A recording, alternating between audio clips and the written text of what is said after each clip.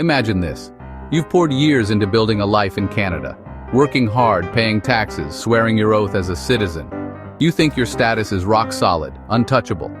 But what if I told you that everything you've earned, your right to call Canada home, could vanish in a heartbeat? That's right, losing Canadian citizenship isn't just a rumor, it's a chilling reality for some.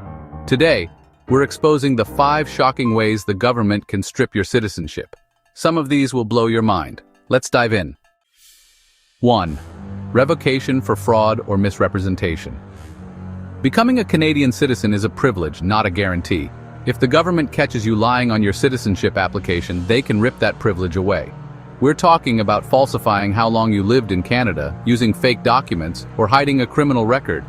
For example, if you claimed you lived in Canada for 3 years but were actually abroad, Immigration, Refugees, and Citizenship Canada, IRCC, can investigate. If fraud is proven, your citizenship is gone, sometimes years later. And here's the kicker.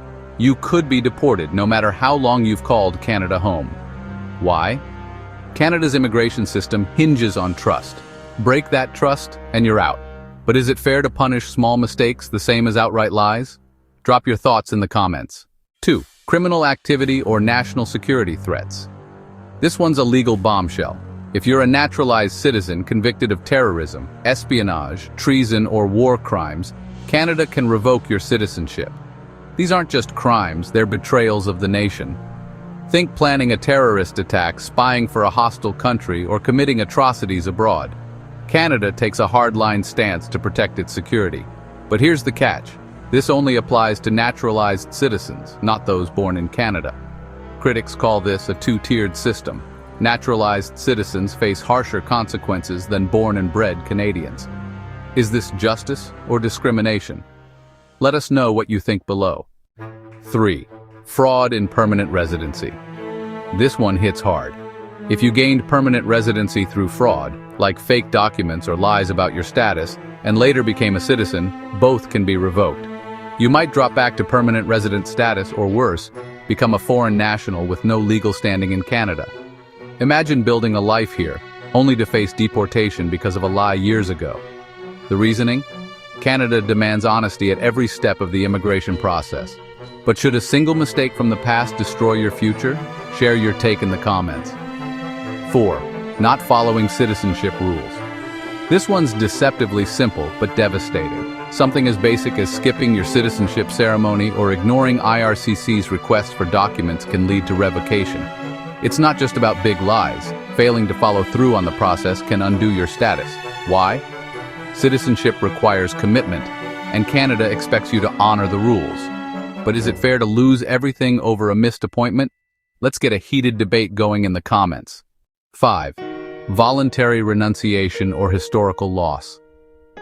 You can choose to give up your Canadian citizenship, but only if you're not under investigation and hold, or will soon get, another citizenship.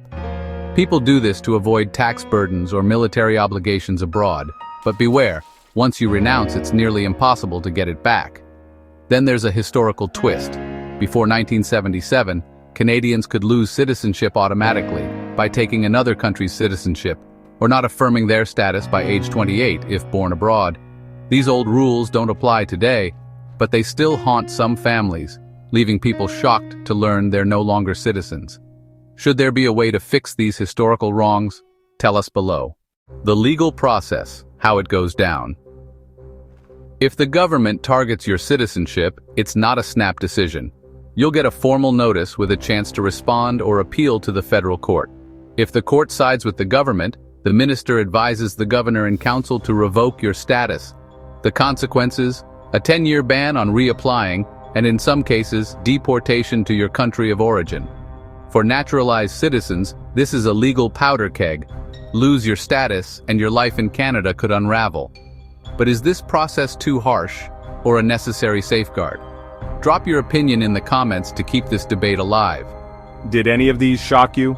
If so, smash that like button and subscribe, because this is content you won't find anywhere else. Citizenship isn't just a document, it's your home, your security, your future. And if the government can take it away this easily, you need to stay informed. Drop a comment. Which of these policies do you think is the most unfair? Should citizenship ever be revocable? Let's spark a heated debate. And if you know someone who needs to hear this, share this video now. Knowledge is power. Don't get blindsided. Stay alert, stay informed, and protect your rights.